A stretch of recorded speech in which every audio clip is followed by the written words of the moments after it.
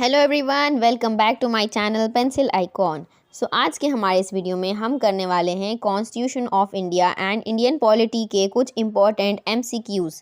और ये constitution of India जो टॉपिक है वो बहुत ज़्यादा इम्पॉर्टेंट है, बहुत सारे कॉम्पिटिटिव एग्जाम्स में पूछा जाता है आपकी जनरल नॉलेज एंड एबिलिटी को टेस्ट करने के लिए, जैसे लॉ सेट में, क्लैट में एंड यूपीएससी में पूछा जाता है, स्टेट एग्ज़ाम्स में पूछा जाता है, डिफेंस एग्ज़ाम्स, बैंकिंग एग्ज़ाम्स और बहुत सारे एग्ज़ाम्स में पूछा जाता है। कॉन्स्टिट्यूशन के अंदर कुछ इंपॉर्टेंट टॉपिक्स होते हैं, जैसे कि preamble, the fundamental rights, directive principles of state policy, fundamental duties, emergency provisions and amendment, उसका प्रोसीजर कैसा होगा उसके बारे में, parliament and the president and judiciary और उनका जो पावर है वो किस तरह से डिस्ट्रीब्यूट होता है, सेंटर स्टेट रिलेशंस को क्या होते हैं, इन सभी चीज़ों के हम एमसीक्यूज़ को आज करने वाले हैं। तो इस वीडियो में हम 75 एमसीक्यूज़ करेंगे और ये वीडियो थोड़ा लॉन्ग होने वाला है और आप इस वीडियो को एंड तक देख सकते हैं। और अगर आपको ये चैनल अच्छा लगता है तो आप इस चैनल में सब्सक्राइब कर सकते हैं एंड वीडियोज़ देख सकते हैं। मैंने ऑलरेडी प्लेलिस्ट क्रिएट कर रखी है लॉ सेट के related. Which one of the following is considered as the first step towards the constitutional government? यानी कि जो एक्ट था 1858 का, जिसको हम कहते हैं गवर्नमेंट ऑफ इंडिया एक्ट 1858, ये एक्ट बहुत इंपॉर्टेंट है क्योंकि इस टाइम पर ब्रिटिश गवर्नमेंट का राज यहाँ पर डायरेक्टली हो रहा था और ईस्ट इंडिया कंपनी को अबॉलिश कर दिया गया था इस एक्ट से। The members of the constituent assembly were elected by whom? तो जो कॉन्स्टिट्यूएंट असेंबली के मेंबर्स थे उनको डायरेक्टली इलेक्ट किया गया था by the provincial assemblies.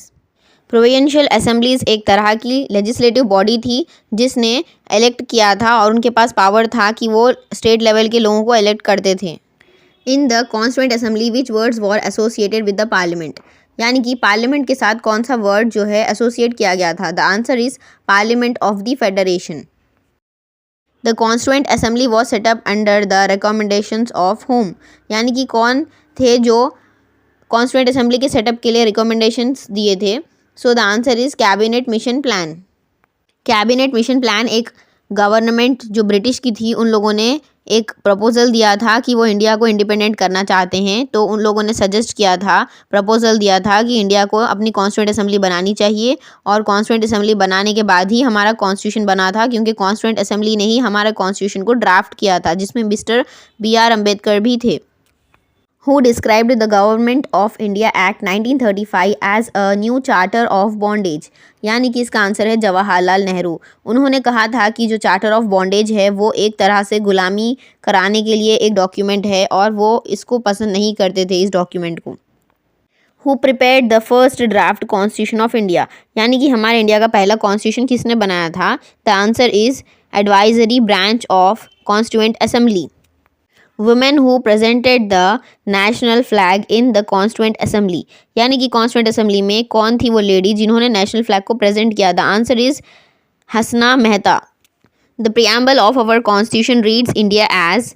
The answer is sovereign socialist secular democratic republic. The preamble of our constitution was prepared by? Answer is Pandit Nehru. Which one of the following is the most prominent element in justice? The answer is equality. Liberty, equality and fraternity. This inspiration was derived from the? Answer is French Revolution. यानी कि हमने French Revolution से इस principle को लिया था। The last paragraph of the preamble indicates that the constitution is? Answer is a self-enacted and self-imposed constitution. यानी कि हमारा constitution ऐसा माना जाता है कि वो खुद से बना है और खुद से imposed है। The concept of citizenship is associated with which gives it citizens a right to participate? यानी कि हमें पार्टिसिपेट करने का जो राइट मिला है वो डेमोक्रेसी से मिला है, क्योंकि हम हमारे इलेक्शंस में पार्टिसिपेट करते हैं। According to the Citizenship Amendment Act 1986, every person born in India or on after shall be a citizen of India by birth?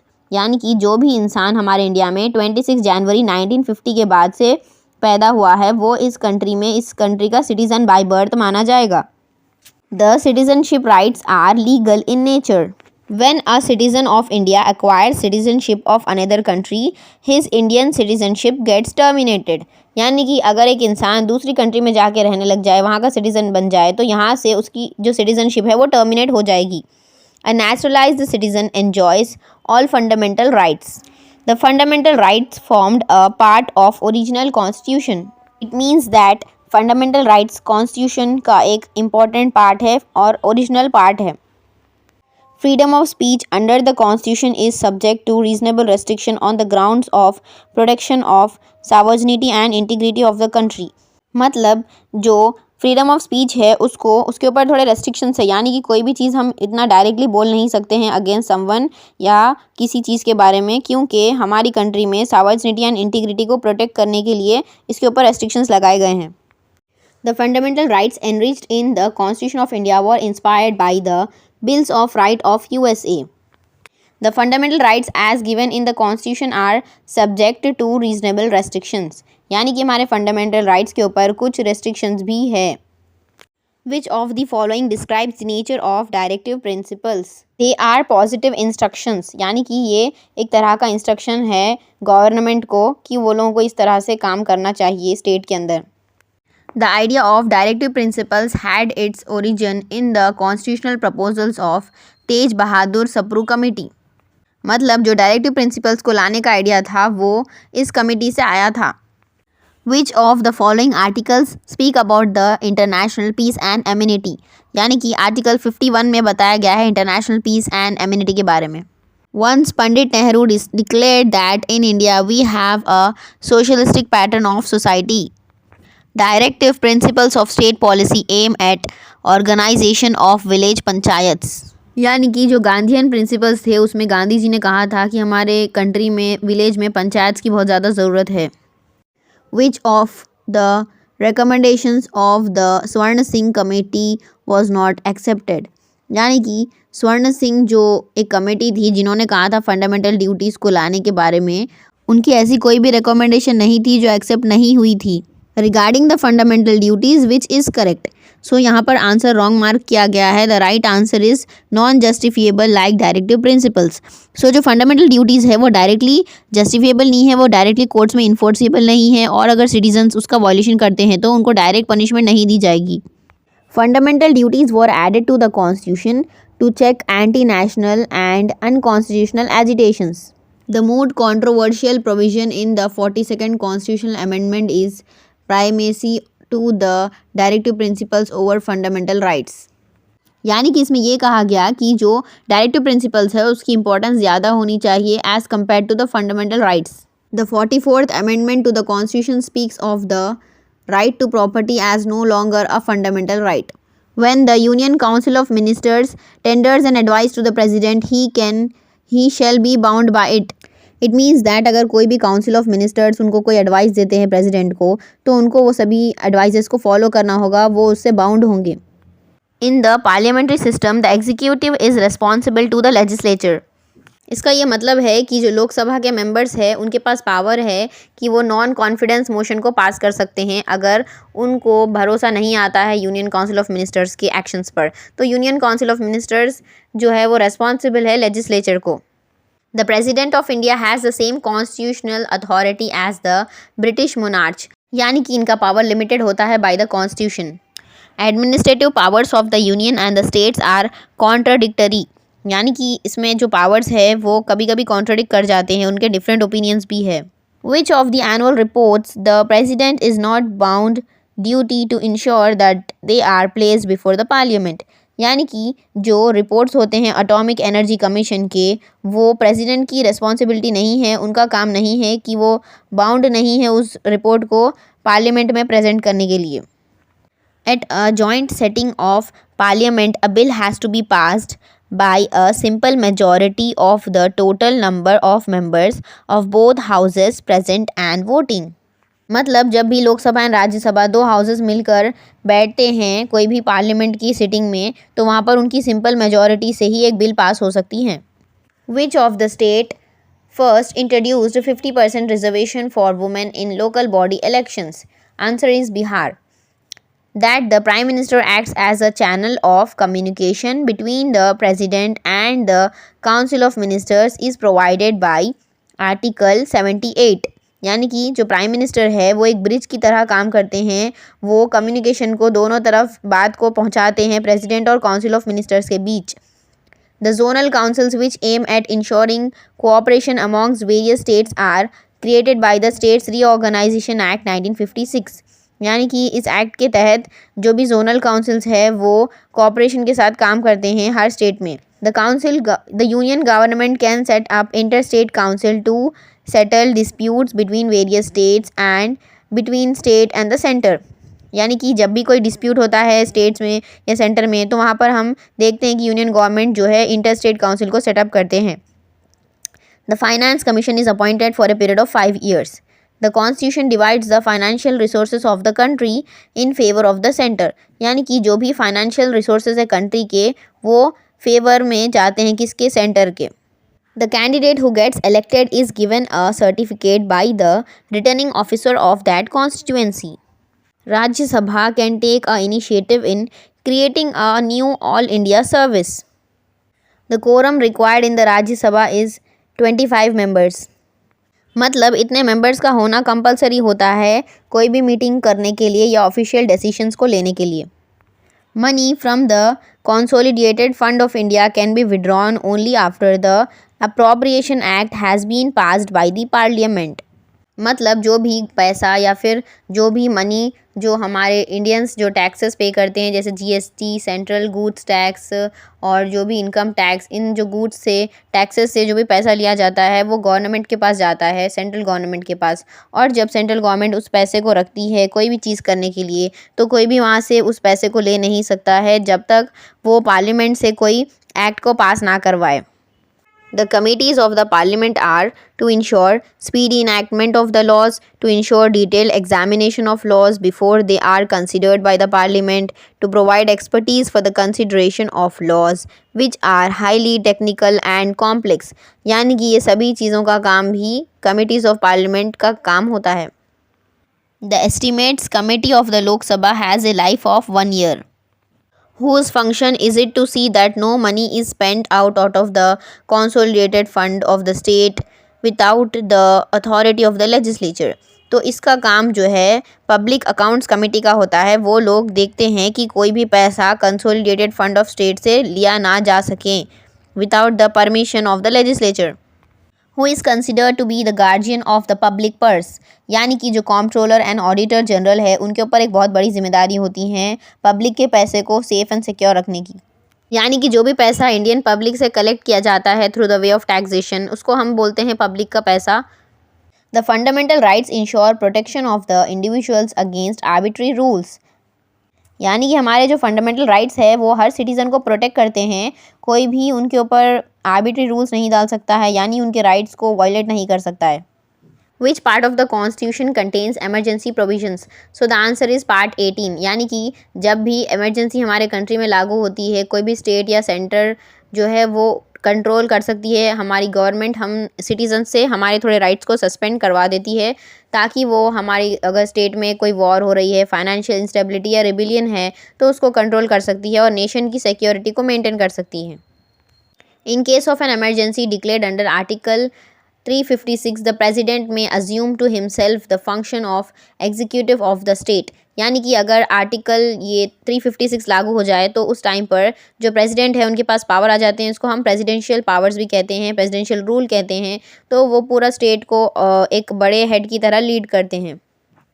Which of the following articles has been termed by the chairman of the drafting committee, Dr. B.R. Ambedkar, as a dead letter? So जो article 356 था जिसके अंदर presidential rule के बारे में बताया गया है जिसमें जो सेंट्रल गवर्नमेंट है वो स्टेट के ऊपर अपना कंट्रोल डायरेक्टली करने लग जाती है और स्टेट के पावर्स ख़त्म हो जाते हैं. अगर स्टेट प्रॉपर्ली फंक्शन नहीं कर पा रहा है तो उस सिचुएशंस में ये इमरजेंसी लागू होती है. तो हमारे अंबेडकर ने कहा था कि ये अच्छा नहीं है बिकॉज़ ये डेमोक्रेसी को वायलेट करता है और ये दूसरों के फंडामेंटल राइट्स को भी वायलेट करता है और इसका मिसयूज़ भी हो सकता है. Which of the following is not a condition for declaration of emergency or president's rule? So the answer is dissolution of the Lok Sabha. इस केस में प्रेसिडेंट रूल लागू नहीं होता है. बट अगर उसके अलावा ये 3 कंडीशंस होते हैं कोई भी सिटी या स्टेट या फिर सेंटर में तो जब एमरजेंसी को लागू किया जा सकता है. Can the constitutionality of the proclamation be question in a court. यानी कि अगर कोई भी एमरजेंसी की बात आ जाए और अगर इमरजेंसी लागू हो जाए तो क्या उस चीज़ को हम कोर्ट में क्वेश्चन कर सकते हैं? Answer is yes, it can be questioned on the grounds of मैलाफाइट्स।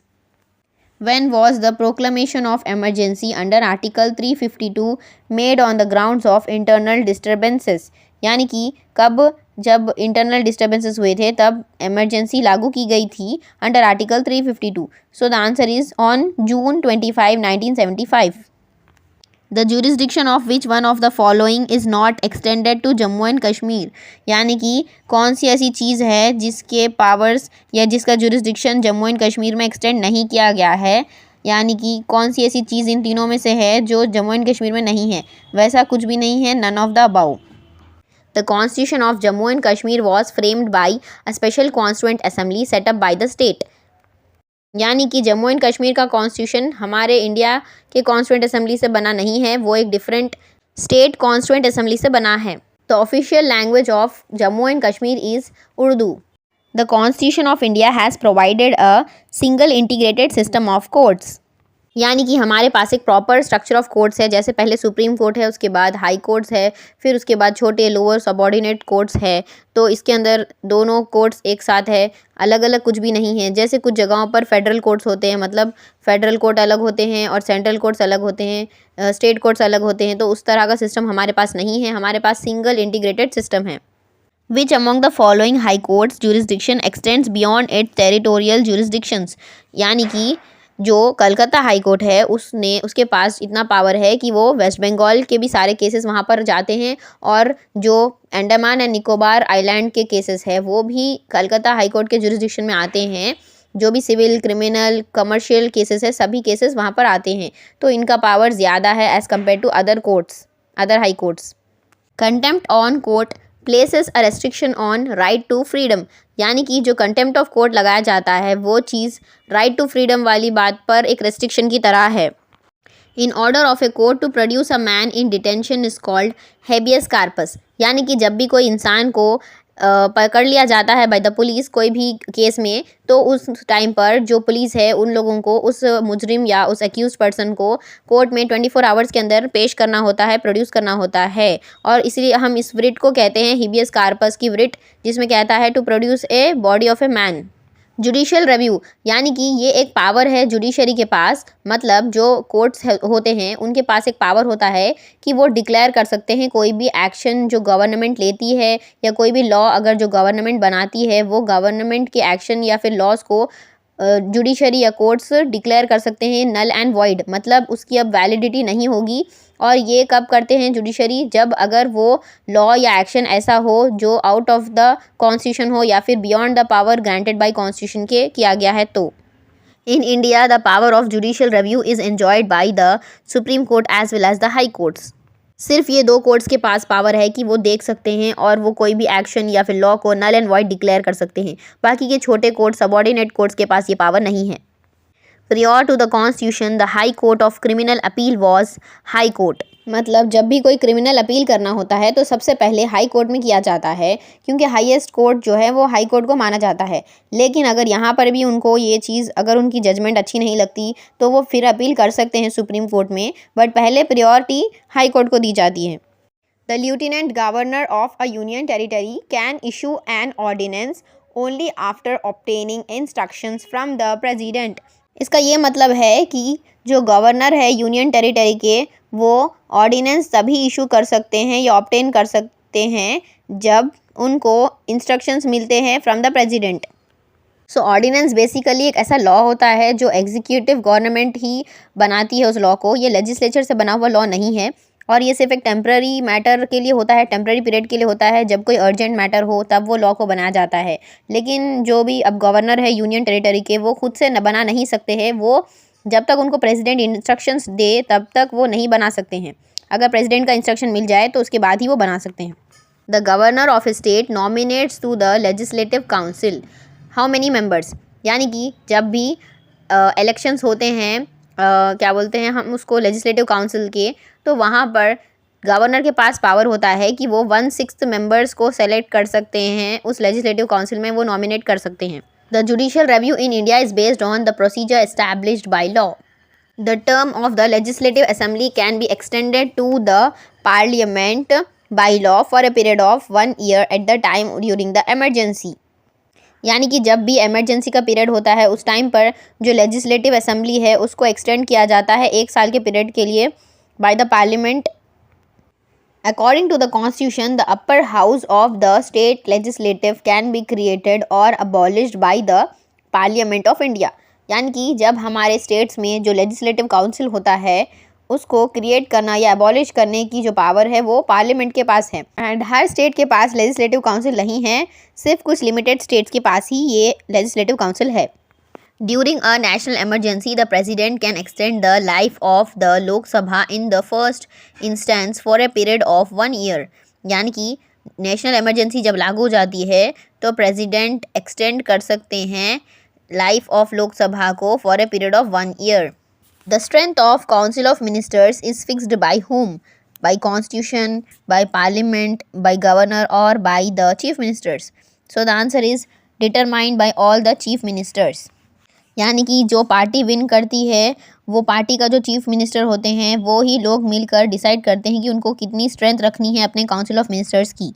So guys that's it for today's video and हम रिमेनिंग 80 MCQs को नेक्स्ट पार्ट में कवर करने वाले हैं जो होगा part 2 of this video. So stay tune for that video, I will be uploading that soon. And इस video को आप अपने ज़्यादा से ज़्यादा फ्रेंड्स के साथ शेयर करिए क्योंकि ये ज़्यादा नॉलेजफुल है और हर किसी के लिए यूज़फुल है.